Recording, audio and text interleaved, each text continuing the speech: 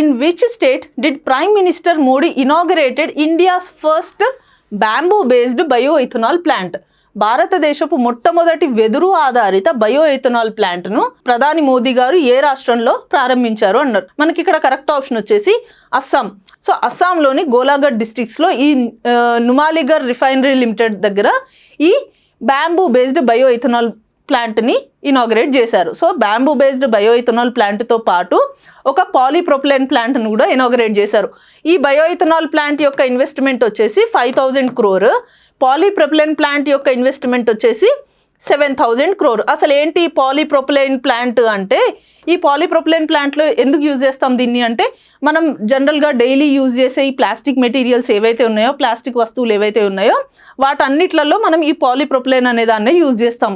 So వేరే countries మీద depend అవ్వకుండా, ఇంపోర్టెడ్ ప్రోడక్ట్స్ మీద డిపెండ్ అవ్వకుండా సెల్ఫ్గా ఇండియాలోనే మ్యానుఫ్యాక్చర్ చేసుకోవడానికి కోసం ఈ ప్లాంట్ని ప్రారంభించారు. అండ్ ఇప్పుడు ఈ bio ethanol, bamboo based bio ethanol దగ్గరకు వస్తే, బ్యాంబూ మనకి ఎక్కువగా నార్త్ ఈస్టర్న్ స్టేట్స్లోనే దొరుకుతుంది.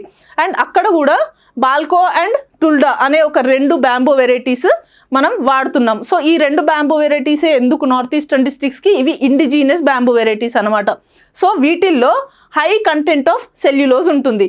సో అందుకనే ఈ బ్యాంబూ వెరైటీస్ని మనం దీంట్లో యూజ్ చేస్తున్నాం.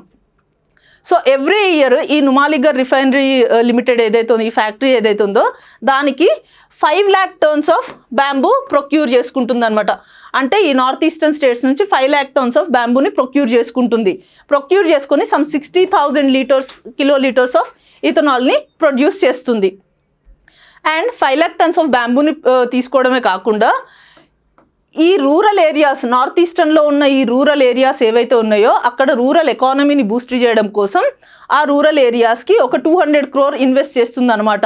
అంటే ఈ బ్యాంబూ చిప్పింగ్ ఇండస్ట్రీస్ ఇవన్నీ ఏవైతే ఉన్నాయో అవన్నీ పెట్టడం కోసం north eastern rural areas, tribal ఏరియాస్లో ఒక 200 crore ఇన్వెస్ట్ చేస్తుంది. And at the same time వీటన్నిటి వల్ల రూరల్ పీపుల్, ట్రైబల్ కమ్యూనిటీస్ స్పెషల్గా వాళ్ళు ఎంప్లాయ్మెంట్ దొరుకుతుంది. ట్రైబల్ కమ్యూనిటీస్కి ఎంప్లాయ్మెంట్ దొరుకుతుంది దీనివల్ల.